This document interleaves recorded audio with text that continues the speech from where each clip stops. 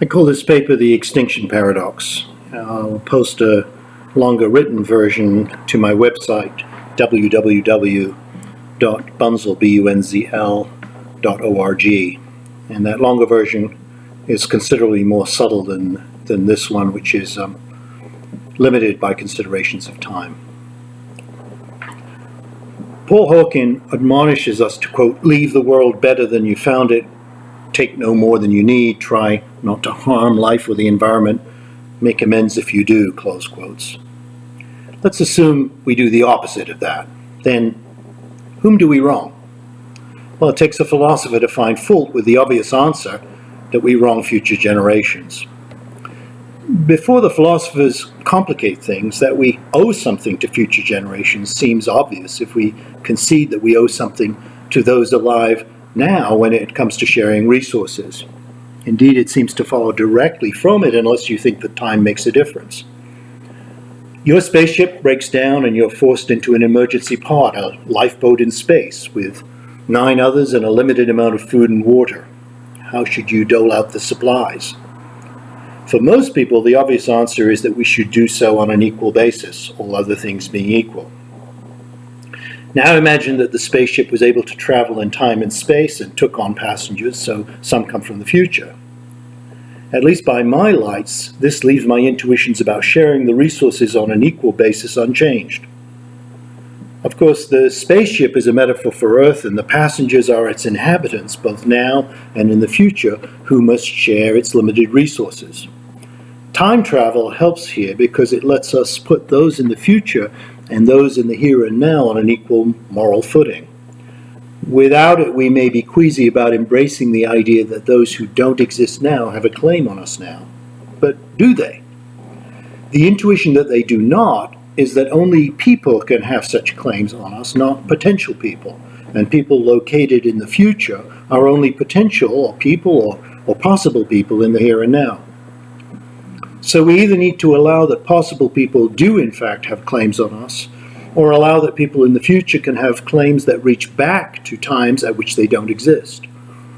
But the first alternative is an obvious non-starter, if only because of the infinite number of people, rather the infinite number of possible people. If we treat them all as having a claim as actual people and share equally with them, everyone's share will approach zero. Now, you might object that merely possible people don't need a share of anything. It's only those who are potential people now and will become actual people later who do, when that need is viewed from an atemporal point of view. But that's just to embrace the second position. What makes the second position seem problematic is that it assumes certainty about the future now. And that is what we are doing in the time travel thought experiment. At most, what the thought experiment shows is that if we assume certainty, then treating those future beings as having claims on us now seems straightforward. At least it does if we think it's straightforward that we have claims on each other in the first place.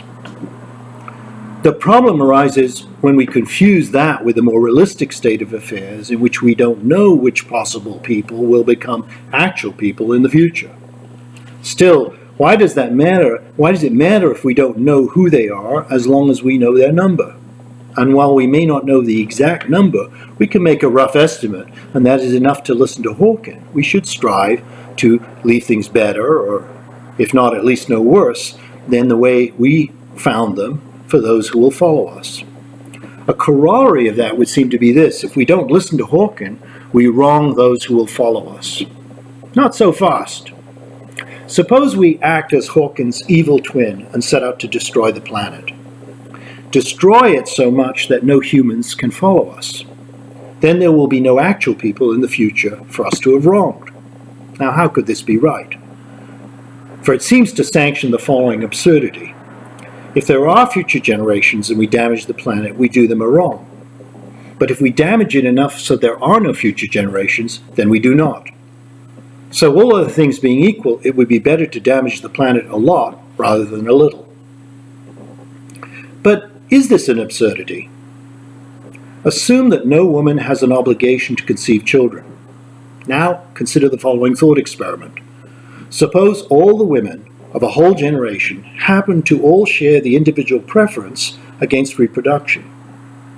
Of course, deciding not to have children when everyone else is also deciding not to have children as well is very different from the choice of deciding not to have them, assuming others will. Both existential and practical consideration make it an implausible choice. But suppose it was the choice that everyone made. They looked at the existential void of being the last generation and embraced it. And perhaps technology might have advanced enough in their generation that robots could nurse them over death's door.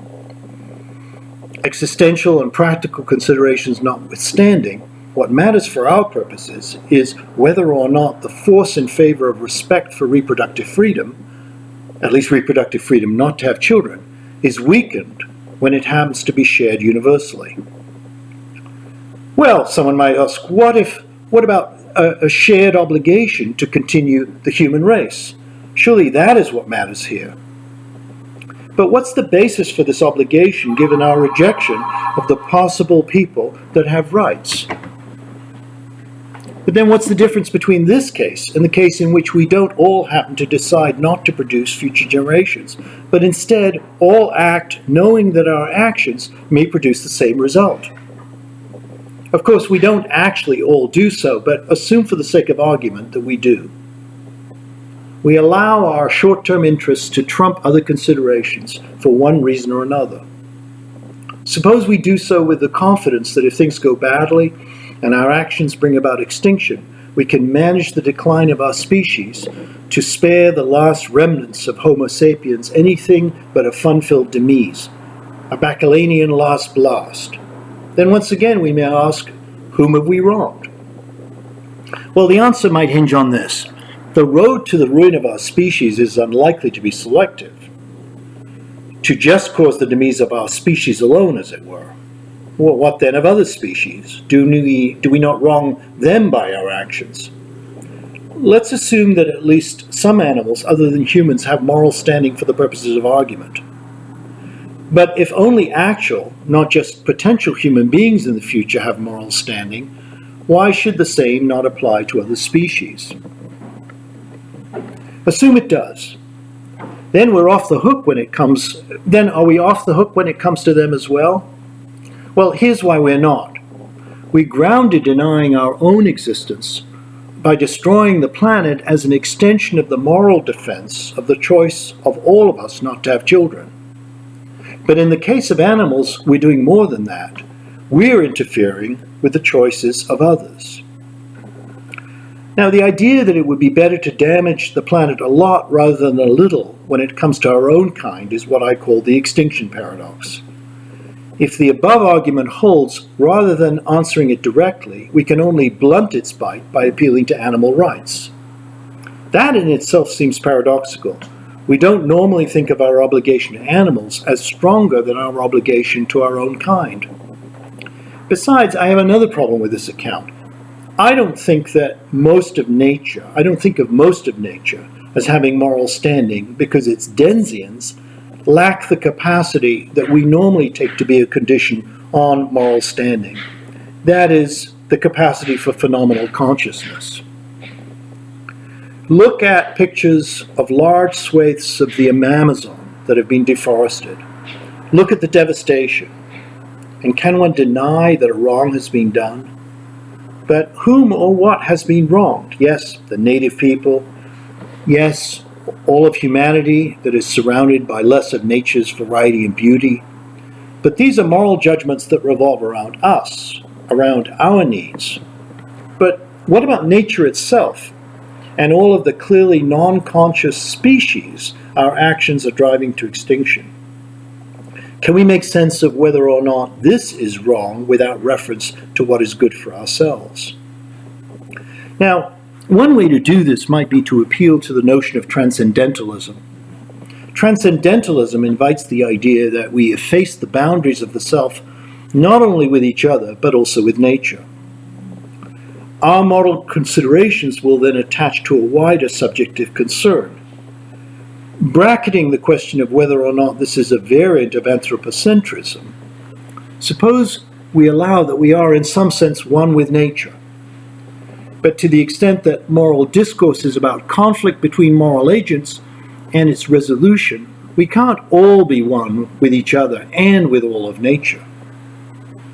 Suppose you are one with the cockroaches, some grand Samsorian thought experiment.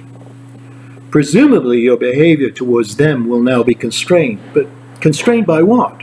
Not their interests, since if they had interests, we would not be in the quandary we find ourselves in. It's the interests that arise from the fusion of you and them into one unitary subject. The intuition here is that even if the cockroaches don't care about their well-being, the fusion of you and them does. Now, I actually think this is a profound and subtle conception that recognizes the psychological reality of self-interest but attempts to transform it and therefore harness it. If we seek our own self-preservation, then we will seek the preservation of other species as well, so long as we allow ourselves to fuse with them. And yet, this still has the air of a world without risk of the kind of conflicts that give rise to moral discourse in the first place. A world in which it is us versus the cockroaches, as it were. Instead of all of this talk about transcendentalism and fusion, let me state that. Indeed, all of this talk about transcendentalism and fusion will strike some as tortured in a way to avoid a much more natural prescription, to simply look with awe at what is the case. In one sense, this second is a much better prescription, since what it holds out is the prospect of truly inspiring us with a thick sense of awe. On the other hand, my prescription is bloodless and brittle, a thin construct of an intellectual argument. My argument can't compete with the emotions that a walk through the giant redwoods in Muir Woods evokes in us. And while I can try to marry the two, that seems like a prescription to undermine both the clarity of my thinking and the quality of my feeling about what is the case. Perhaps it would be better to just lead with the emotions. But the emotions are a dangerous guide if we care about fairness, for they are subject to the vagaries of our preferences, which themselves are subject to our prejudices. You may look with awe at the redwoods, that surely lack any interests of their own, but pity the poor viruses of the world, Ebola, HIV, polio, Zika. If the redwoods, then why not them as well? So, is the extinction paradox really a paradox? Would it be better to damage the planet a lot rather than a little? Well, notice I don't need to show that all of nature has moral standing to block the argument, just some non-human parts of it. And even though I doubt this is the case, some of you may think that is the way things are. But you will still be left with a puzzle that in itself seems paradoxical. We don't normally think of our obligation to animals as stronger than our obligations to our own kind. But wait, now if we relax an assumption I made earlier that we all decide we don't want children, then we can solve the paradox directly. Like the case of animals, destroying the planet wrongs those of us who want children by interfering with our choice to do so, even if it does not wrong the children they want to have. In this sense, Hawkins' admonition is not about our obligation to future generations, it's about our obligation to each other in the here and now. And if there's a place to engage the idea of transcendentalism and fusion in a morally productive way, perhaps it is here with respect to each other and not the rest of the nature that we should look. Thank you.